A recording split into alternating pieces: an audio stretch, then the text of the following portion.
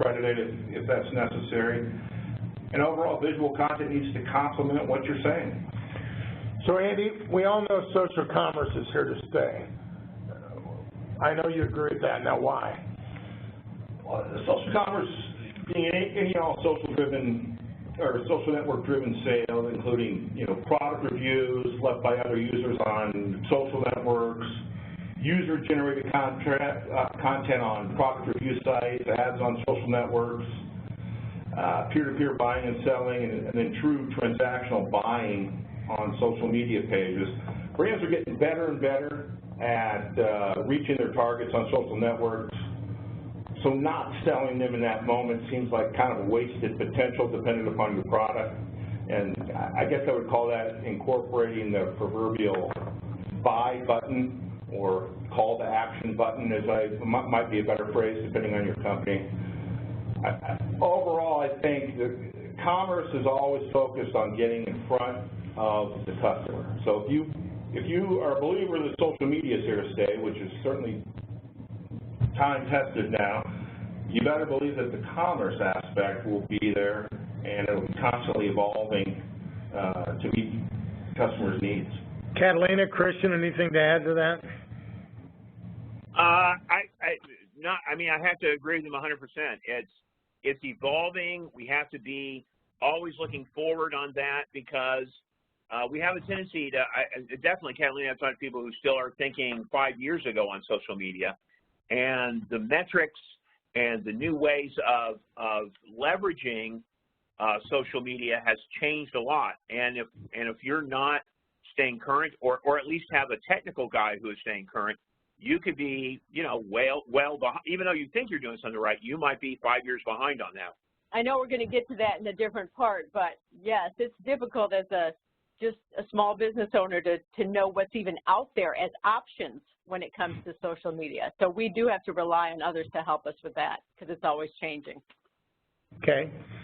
Andy, talk to us about data-driven marketing. How can we utilize better in our respective industry? Well, I think as a society, I know as a society we have exponentially more data than at any other time in history. 20 years ago, 10 years, 5 years ago, last year at this time, there's just so much more data that is constantly available. Intuition and personal experience kind of take a reduced role in the face of data-driven, evidence-based information when it comes to making business decisions. I think collectively we've been doing a great job of learning how to gather data, but building a giant lake of data doesn't do you any good unless you can process it and understand it and how to use it, how to sell more. And to take that a step further, we're really now just kind of harnessing the power of data. And I know Tyler and the folks will talk a little bit about some of the tools for measurement in the next session. Now we're very quickly getting the ability to not only utilize big data, but utilize it in real time, putting what a potential customer wants in front of them at the right time. 10 to 15 years ago, that was science fiction, but now it's really available to everyone at a free, almost free, or at a low price. I guess to sum up, data-driven marketing has always been used, but we've taken what I would refer to as the standard demographics layout of age, education, and income levels, and expanded that, later on into the psychographics based on others. Here's how this person is probably thinking. And now with the technographics, it's no. This is what the customers are actually doing, and now engaging them in real time. So who knows what's next?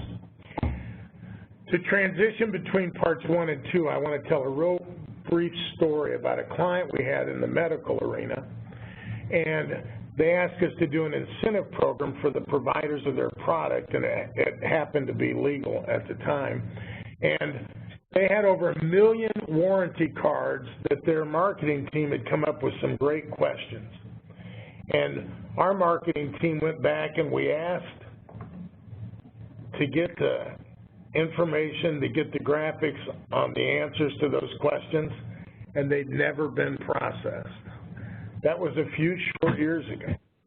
We cannot let ourselves be in that position where we gather data and to Andy's point, we don't utilize it in a thoughtful, useful to our client. And that is a perfect transition for part 2, social media measurement. Okay, Tyler, tell us a little bit about launching social media with email and social integration.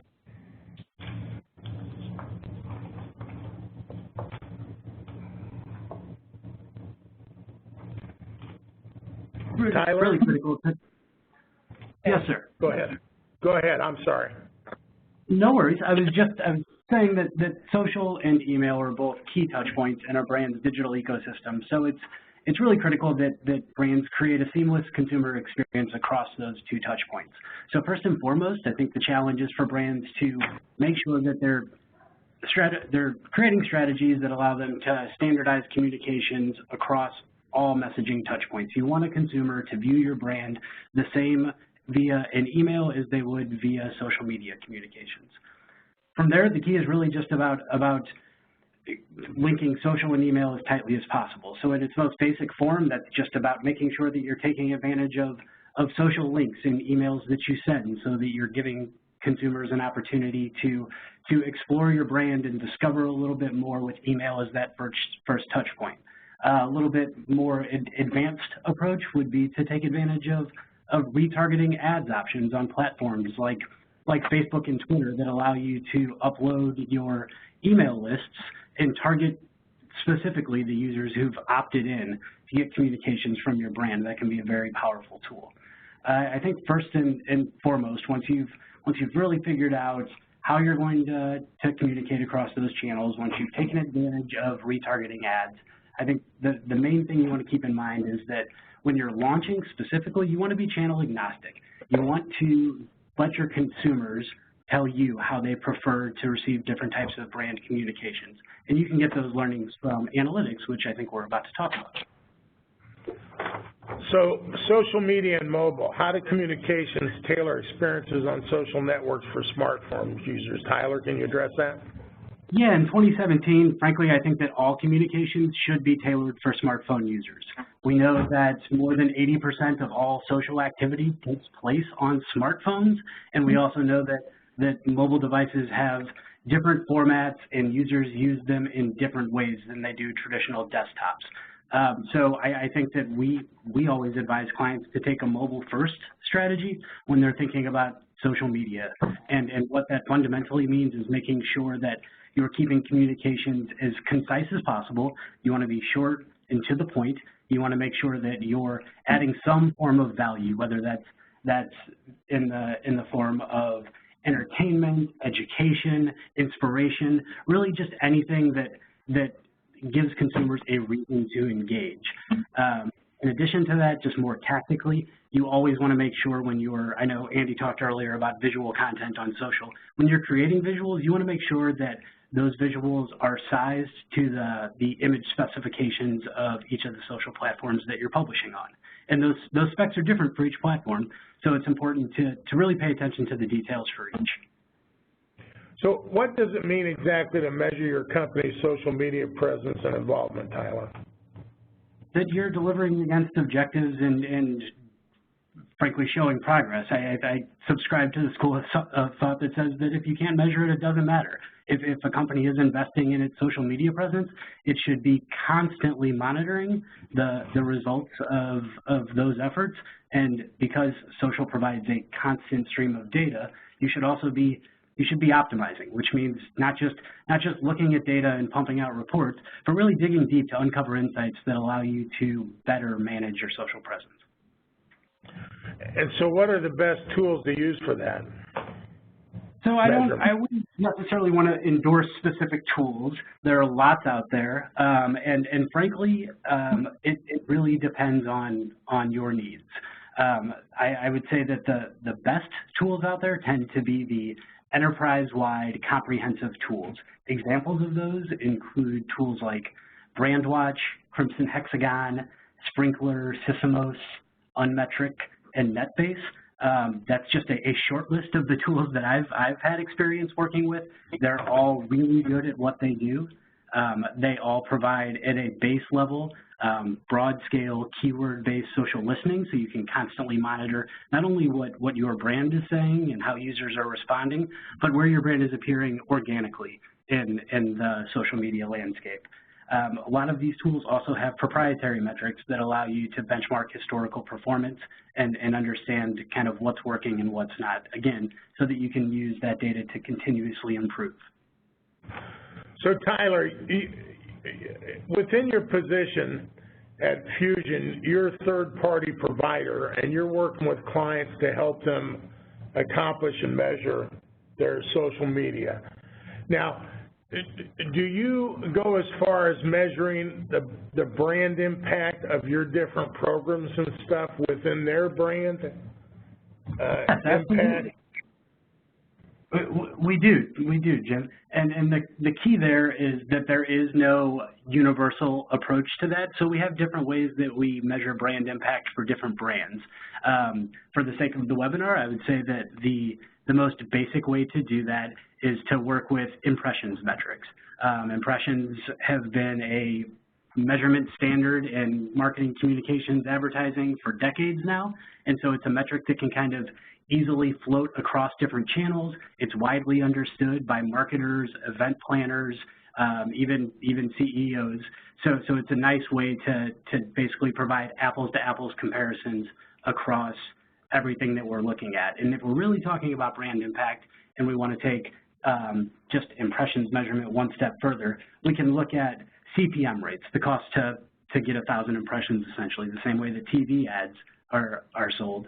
And we can essentially evaluate the success of a campaign based on CPM rates that we're able to achieve against specific target audiences. So you talked about some of the best tools being the enterprise tools. Can you talk to us about any low-cost tools that are out there that can be trusted for social media measurement?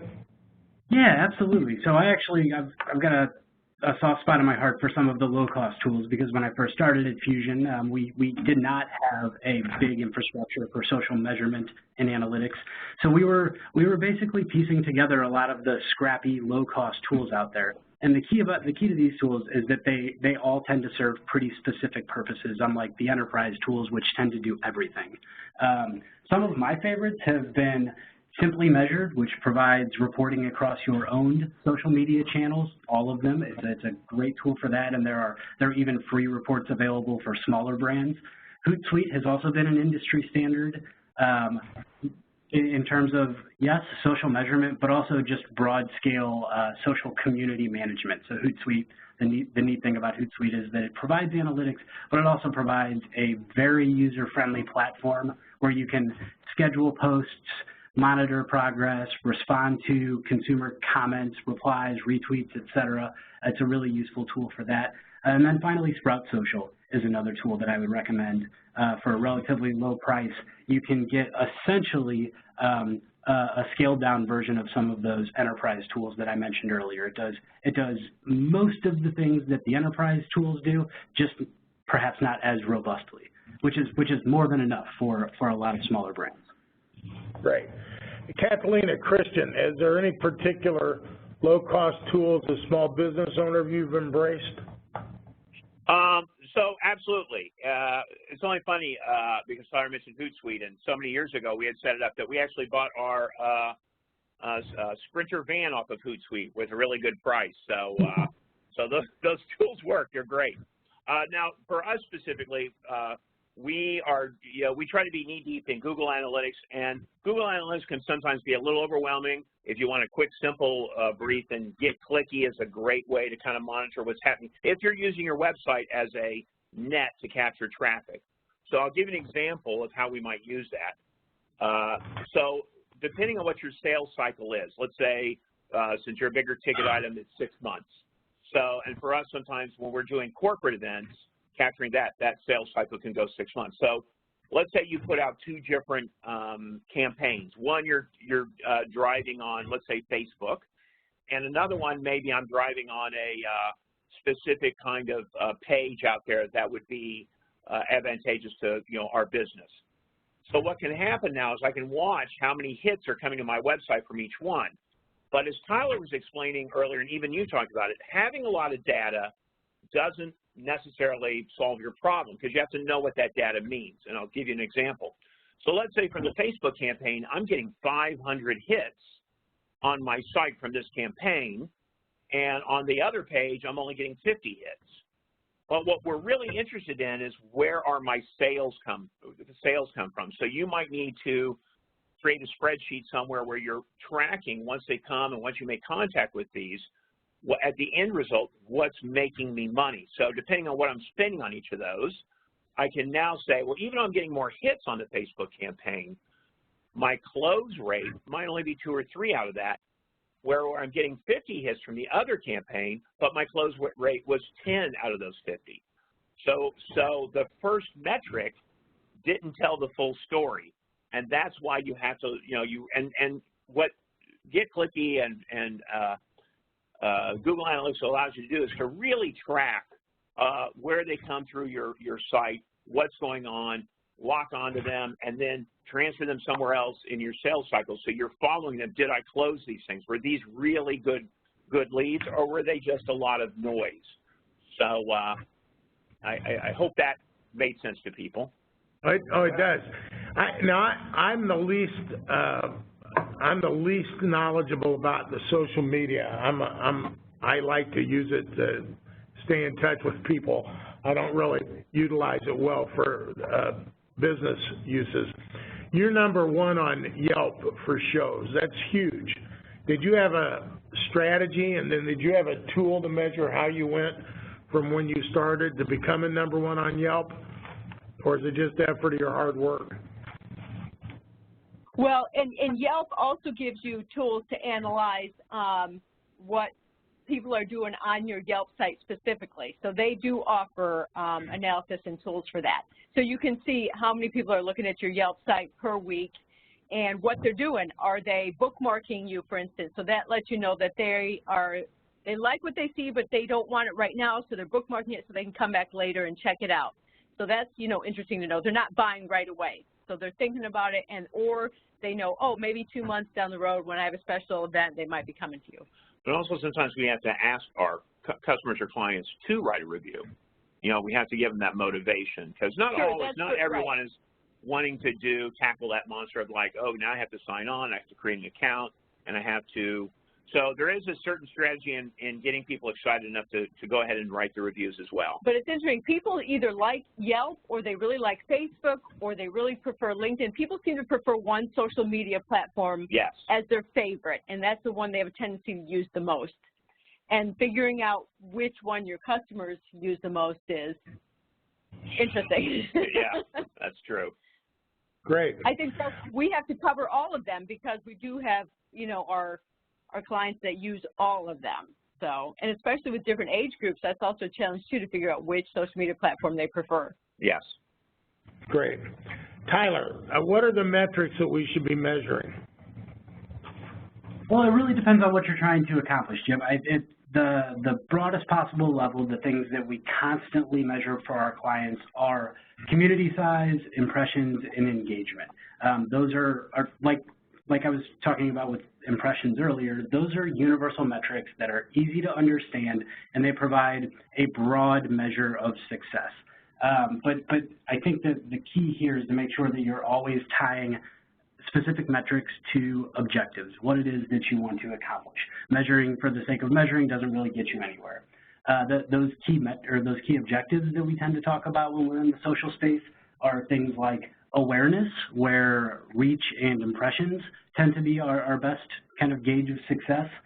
We also look at social media as a brand building tool, right? So we're interested in brand affinity and brand equity, and we measure that through engagement largely, both absolute engagement, overall engagement, as well as engagement rate for specific posts. So we're able to see not only how interested our audiences are in our social content overall, but also how interested they are in individual posts or pieces of content that we put out on social. That's where we can get the engagement rate metrics.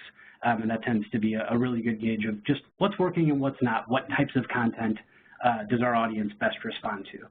And then finally, the key for all of this, obviously, being in business, trying to make sure that we're selling something at the end of the day is revenue impact. And social is getting much better about providing conversion rates and allowing us to essentially attribute social media activity to online sales, online event registrations, things like that. And the platforms, especially Facebook, are making it increasingly easy for even non-technologists to be able to easily track a consumer's journey from seeing a social post to clicking on a link to actually making an online purchase. Great. And then, hey, Jim. Tyler, Jim. Yes. Yeah, because Tyler got me excited on that one because he's right. And one thing I've been kind of going right for sales, talking about the sales cycle and that, but he's right. There are certain campaigns we launch for just brand awareness, so that we even, like our public show, we might launch a campaign on Facebook where I'm not looking. I know I'm not trying to nail a sale right then, but I just need them to know we're even aware.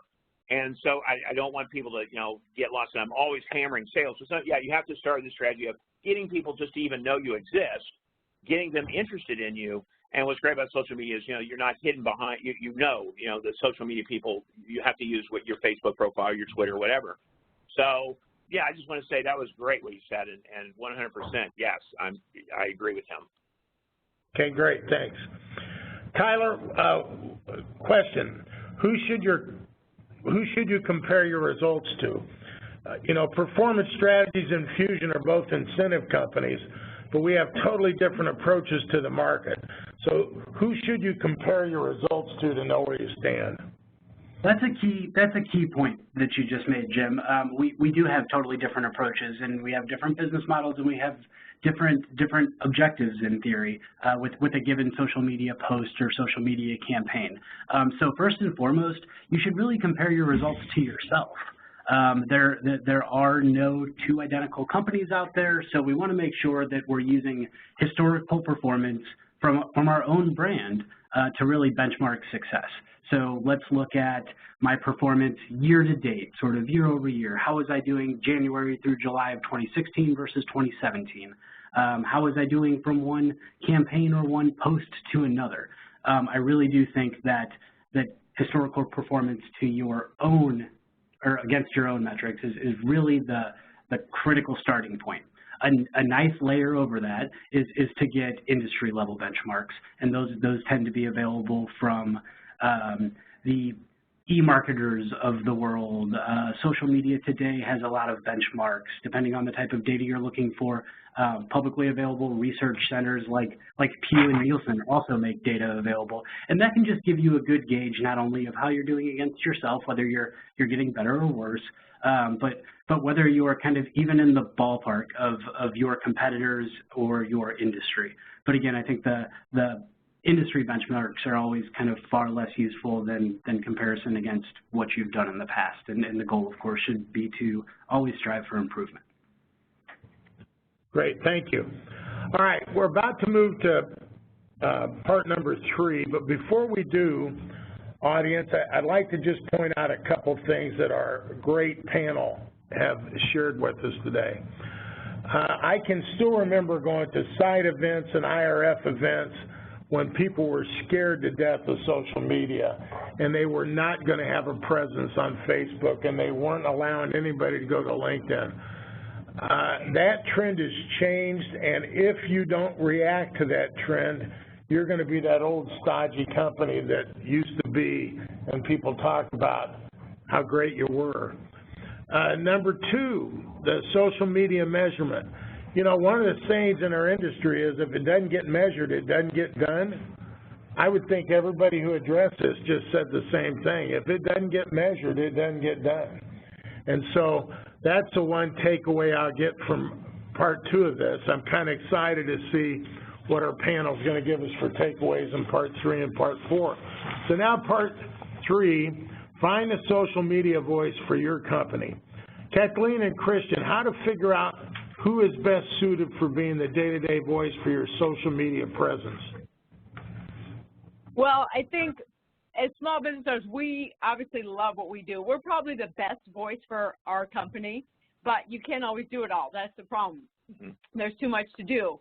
So unfortunately, we had a negative experience of someone who we thought had our vision, but unfortunately did not, and so it did not turn out well. So they had posted some stuff that we thought was a little combative. We're like, whoa, we want to be happy, we want to be positive on social media. And we worked with this person for a couple of months, and they did some good things, but they did some bad things. And you don't want to be too picky. I mean, once you hand over something, you have to realize you're not necessarily going to agree with everything. But there are lines that you have to draw and say, okay, I don't want to go this far, or whatever it is that you're going to do. It becomes a very, at the end of the day, Catalina decided we're best to be the voice for it. But we understand if you're a bigger business, if you have 30, 40 employees, that might not be the best way for you to go, because social media does eat up a lot of time. But someone who's definitely a fan of your business, fan of what we do, is the best voice, because they are nothing but positive about what you do and who you are. So if you can find that person, then they're definitely a great way to go. But not everybody can find that, so that's tough. That's not a easy situation. Great. Andy, how can small businesses find out the right staff person? Should it be the owner, the head of marketing, customer services? What do you think the goal should be? Well, I agree with Catalina and Christian. It's someone that's sharing your passion, that is involved in it from the get-go. There's really no substitute for that, and it certainly comes out in Catalina and Christian's approach to their business. I guess when you're talking about a little bit of a smaller, or a little bit of a larger organization, the right staff person is going to be dictated by the size and scope of the organization. But a couple of things I'd probably consider is start with buy-in from leadership and ensuring that there is return on investment that's clear to leadership, and you're not getting into this as some half-baked deal. You're getting into it with a specific return on investment ultimately, and whatever that is, whatever the analytics or whatever the criteria you use to measure that, and when it is, that's important. Would also try to develop, and this would probably be in a little bit larger company, offer some sort of a social media policy framework. I think that would be critical to kind of coordinate your entire staff when it comes to how they should be interacting and using social media on behalf of the business. And the next, develop a social strategy with measured goals. And everyone, or Tyler touched on it and just a little bit ago, those measured goals are going to vary a little bit, and whether those are versus yourself, whether those are versus industry, whether those are versus competitors, that may be different. But a strategy should outline the goals of using social media and the tactics to reach those benchmarks, and the resources needed to execute effectively. And then, of course, the metrics you'll use to review the success of your efforts. Also, I think it's important to coordinate the executive leadership, corporate marketing, business development, customer service, to kind of ensure that everyone is addressing the goals for everyone across departments. Overall, I'm a believer in corporate marketing should be directing the process. I mean, whoever is doing that, they are ultimately responsible for curating the image of the organization, so things should certainly be aligned from a marketing point of view. But after their points, most importantly, it's got to be someone who is going to be prolific and is committed to the process and the goals that are established. Managing a company's social media-driven activity is not a start and stop concept. That just doesn't play well in digital arena, and it can leave you exposed, not generating, but exposed if you're not on top of it. So Andy has a real big presence. He does blogs and stuff on LinkedIn, and here at Performance Strategies, we like him to be the voice of our thoughts on LinkedIn. Typically, Andy, how much rope should we give the voice of the company, and what kind of supervision and stuff should we put in place? Well, you know, I think if proper directives, policies, and processes are in place from the get-go, it should lead you to some broad parameters that whoever your social media guru can play within. But it is important, it's important and it's necessary to empower that person or people to make decisions, to make them in real time, because everything's moving so much faster than it ever has, than it has 2 years ago, 5 years ago, 10 years ago, 15 years ago. Decisions need to be made, and if they're not made, and if someone doesn't react to something in a time-certain manner, it's gone. And not only, again, can it be something an opportunity you leave on the table, but it's an opportunity, it can implode and blow up on you real quick. I know that David Sand of UNI went out of South Africa. I know he has a social media guru that actually directs David and writes questions and stuff and statements for David, and David then ties them into events on the same day. So they're able to, they open up a branch in London, and by noon that day, they had a media presence about their branch in London that was much, much bigger than their branch. It was hugely successful. Is that the kind of freedom you're talking about, where the owner, in fact, can end up working under the direction of the social media presence? Absolutely. You kind of become a handler, does it? And whoever's there's who the message is coming from, and there's how the message is being implemented. Those can be two different things. And again, with someone that's prolific and that's staying on top of it and is fully committed to making this thing happen and staying on top of the entire process is critical. It doesn't really, and they can shape whoever the message comes from within an organization. Great. Kristen, Catalina, there's actually been a write-in question for you that's part of this parameter. How do you motivate your customers to give more reviews? Is there any particular strategy that's worked for you? Sure.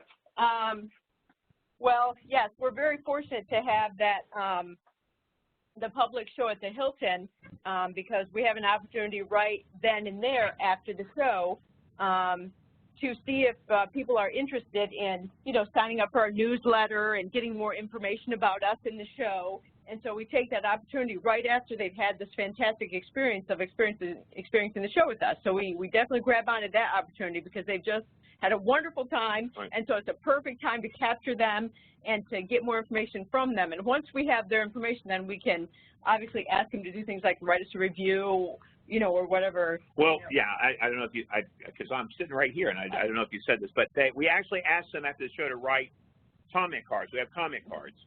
And with the comment cards, if they fill that out, then we give them a small gift as well. So we're motivating them throughout the process. Then we look at the comment cards, and of course we've always asked people to, hey, it'd be great if you'd write a review. But the people who are the biggest fans on these comment cards, then we'll follow up with an email and say, hey, we really appreciate you coming to the show, would you mind? And it will even give them the link to, where we would like them to write the review. So we're really, and it's not that people are busy, and it's like, oh, wow, but if they were a fan, and you got to get them when they're still excited about your show within a day or two, and they're like, oh, wow, that was great. Yes, I'm going to do it for them, and I'll follow up. And that's the same with corporate clients as well, because there we want to send them to LinkedIn. So, but it's you got to get them in that excitement mode to write the reviews. If you wait a week or 2 weeks, that's too long, because, that excitement's gone now. Great. Thank you. Okay, now we're going to move on to part 4, social media use case showdowns. So I'm going to start with Andy, but I would like then to go through the rest of our panelists just to get a quick couple words on this first bullet point. Is social media better for customer acquisition or for customer loyalty and retention? Andy? Well, it's important for both. I think on the customer acquisition side, it allows a potential customer to peek into your living, breathing organization and see how you operate. And it's a great form to showcase what I would refer to as your general expertise in a particular industry. You know, Jim mentioned LinkedIn. I think the LinkedIn can be a very, very powerful tool and at little or no cost. It's all dictated by how many people are in your network, but it allows people within an organization to write blogs, post articles that address issues within an industry. And it's a fine line between offering expertise to the masses or cranking out a thinly veiled promotional advertisement for your company. But if you continually generate articles, solutions, ideas, you can become a really great repository of information to which you kind of become a go-to person or a go-to account, which people will return and they'll dig deeper into what you have said and what you have to say.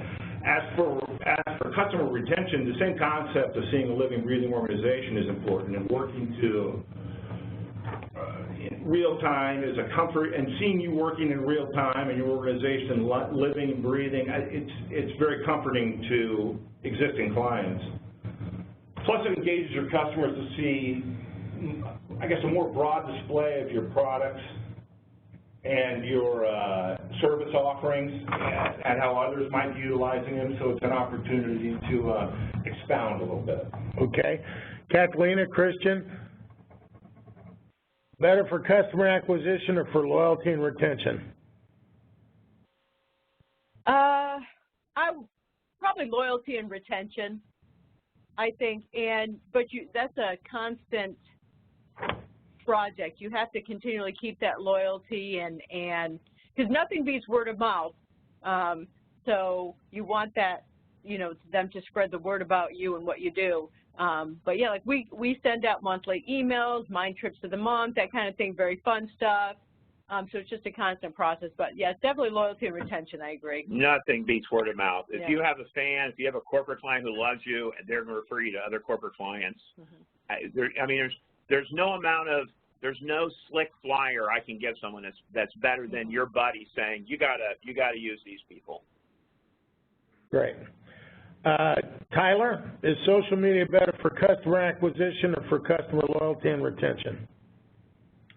Yeah, I mean, I would agree with Andy that they're both important. I would also agree that loyalty and retention are probably the best uses for social media. So that's kind of a punt. I would say that no matter what, the goal should be the same. You should really be trying to use social media to add value for your potential customers. Tell them something they don't know, inspire them a little bit, make them laugh, do something that really gives that consumer a reason to continue to engage with you on social. Thank you. Andy, how can you protect your social media reputation? Well, I think it's important to understand that once you're out there, you do not have 100% control over your social media reputation. Everybody has experienced that in their personal social media and whatnot, one time or another. There'll likely be people that want, regardless for whatever it is, that'll want to discredit you for whatever reason, whether that's founded or unfounded reasons, whether those are competitors, whether those are professional world-class trolls that want to take you down, and they can do it largely anonymously. And you got to remember, when you're engaging in this, you're giving them the ultimate forum, and you can really only curate your own content and how you address anything that's negative. So I guess I would start with ensuring whatever content that you put out doesn't give people any fuel to discredit you. And that means misrepresentation of your products or services, down to spelling and grammar, questionable humor, non-cohesive messages. I think overall it's just to clean it up. And another thing that's critically important that it's hard to get harnessed on, we've talked about some of the things you can do with some of the software, but it's just being aware of what people are saying, and that's across all social networks and even the ones that you aren't utilizing. there's lots of new and developing software options like social mention and how sociable, and even just setting up Google alerts for your brand name can be somewhat effective depending upon budget and whatnot. I'd also say take the time to respond to messages and posts, both positive and negative. It provides what I consider a human connection, lets everybody know that you're actively engaging customers and you're doing it in a timely manner. If you're inviting people to ask questions directly or make posts on your company's social media, you've got to stay on top of it. As I believe Christian just said, you can't let anything, just as he said about capturing that, you can't let anything sit for a week. Responding timely, properly is paramount to building your reputation. You also got to be open to the reviews and how to handle them correctly.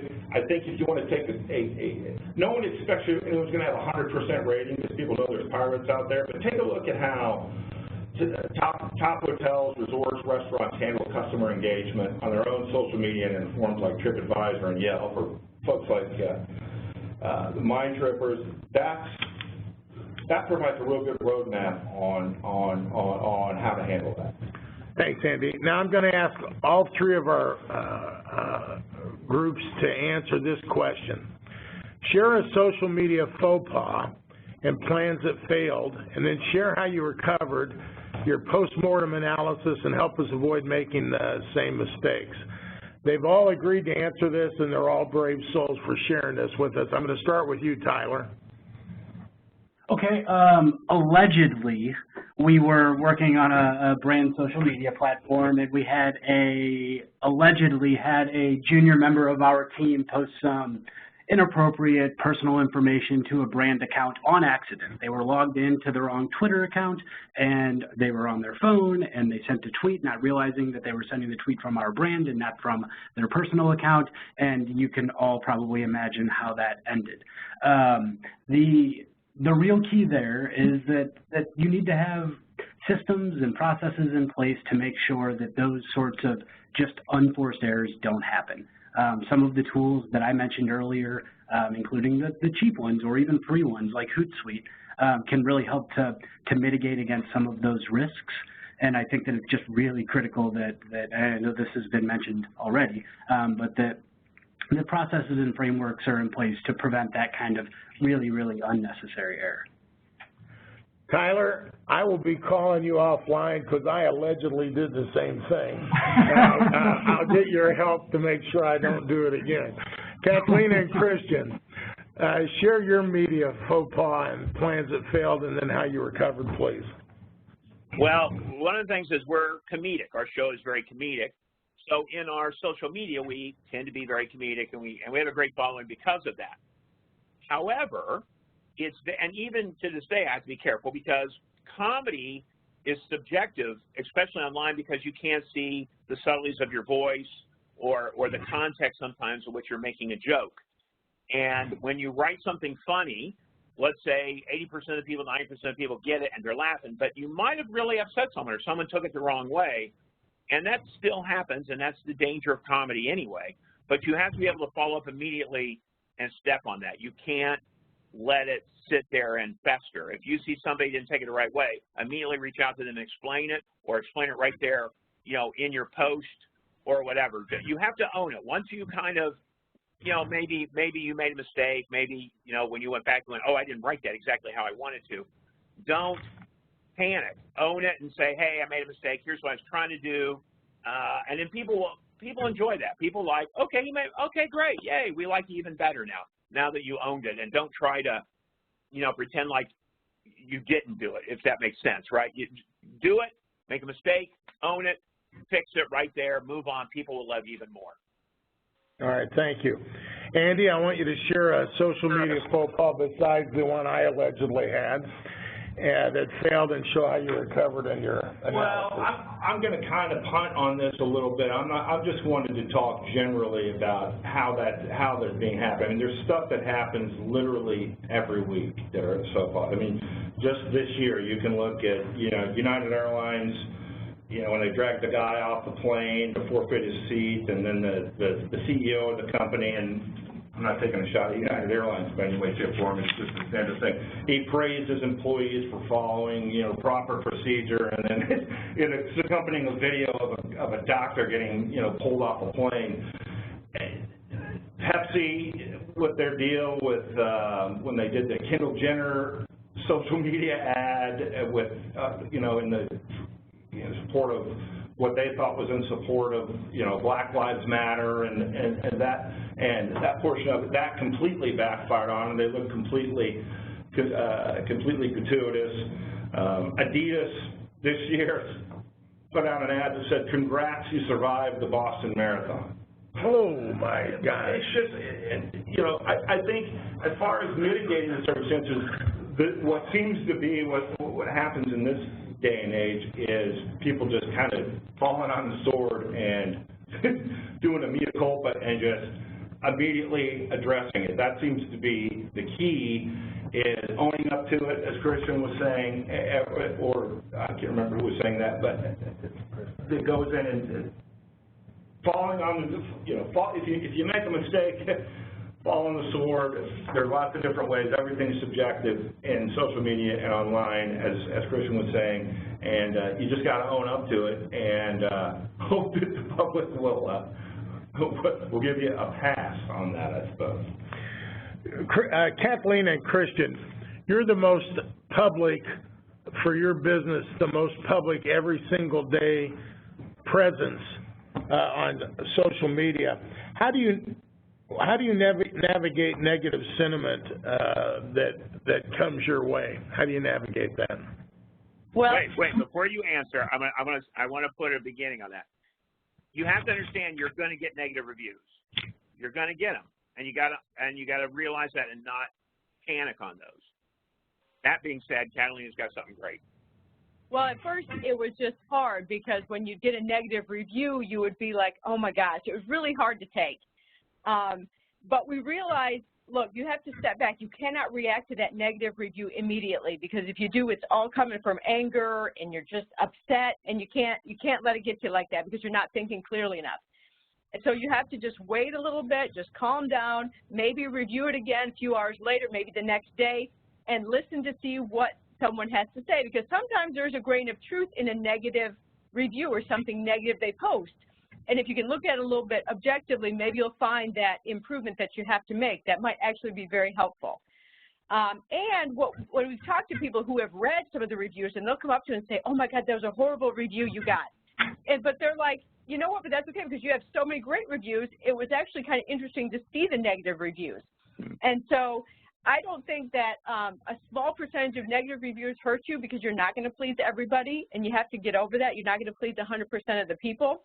And so sometimes, I'm not sure if it was Tyler or Andy who said, look, seeing 100% positive, people don't like either because then they think it's fake. So you have to allow the negative with the good and then let people make up their minds. And I would say one of the things Kat was definitely big at is going back, the biggest thing was learning to don't react immediately. Take a day or two, think about it. But when you do respond with kindness, no matter how crazy bad that review was. Because we've all had a client that, I don't care what you did, you could have gave them a brick of gold and they'd complain, well, I had to carry it myself. I mean, it was heavy. I can't believe I had to carry the brick of gold back to my car. So you respond in kindness. And so we'll respond something like, hey, we're sorry that we could not meet, whatever objectives you had. We really tried. We're happy that you at least tried with us, and we hope that you find someone who can blah, blah, blah. So we sound all warm and fuzzy. And that comes across in our next clients who read, as Kathleen said, read that bad review and go, wow, that person sounded like a jerk. Because we came off very nice in our response, no matter what we really thought. And I think that's the best way to handle it. Again, you got to respond. You don't have to respond to those immediately.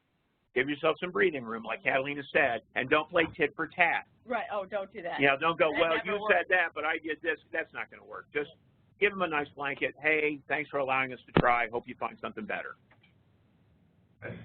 I just want to add in there, this is Andy, that's a great way to handle it, to stay on top of it. if you respond the right way, you can turn a negative review into a positive experience, and you can do it on a platform that other people can see. People understand that there's a finite amount of people that are going to discredit a hotel or an airline or something because of some, you know, the door handle on the bathroom opened the wrong way, and they're going to go into great detail and break down the whole business model and organizational structure and everything like that. People understand that. So if there's a few deviants that are doing that, but you know, if you're looking at trends and half of your stuff is there's negative things, you might have an issue. But just staying on top of it and responding, you really can turn that into a positive experience. Thank you. I've got one more question I'm going to ask after I give my thanks, because somebody I know are going to have to sign off. So I can't thank Tyler, Andy, Catalina, and Christian enough for the insight they gave us today. I picked up a ton. I hope you all did as listeners. And we really thank you for sharing your experience, expertise, and vulnerability. Catalina and Christian, everything you said I agreed with. Unfortunately, in sales, our negative reviews, sometimes we don't get to call the person back even in a week. I wish I could. But it still gives me something to think about, so how I can translate that into my own social media from going forward. So here's my last question to the panelists. Is there any social media networking tips that you can pass on? And that's open to the group. Any particular social media networking tips you can pass on? I'll just add, and I'll just say, you got to stay, as I've said about 4 times, you got to stay prolific, you got to stay positive, and you got to be concise with your messages. And it's not just missing opportunities, it's managing and curating your whole image and how people look at it. I think that's great. I'd completely agree. And the only other thing I'd add is that I'd recommend people take advantage of the test and learn opportunities that are baked into social media. You're getting constant feedback, so you should always be thinking about ways that you can improve. Great. And I would just add one thing is, if you have someone maybe outside your industry that you trust, if you want to bounce ideas off them before you decide to do something or you're unsure of something, just use someone that you can trust before you do anything. Sometimes that's helpful for us. Well, thank you. And so here's one thing I learned from the last 2 sections. Reviews are important. Here's my review of the Mind Trippin' Show. Any of you event planners that need some entertainment for an hour to an hour and a half at one of your events, hire Catalina and Christian. We put their stuff up on the web so you can find out. Tyler and Andy, thank you so much. Catalina and Christian, thank you so much. We're signing off on what I hope was a great afternoon for everyone. Thanks, folks. We'll see you at the Iowa State Fair. Thank you. Thanks, guys. Thank you.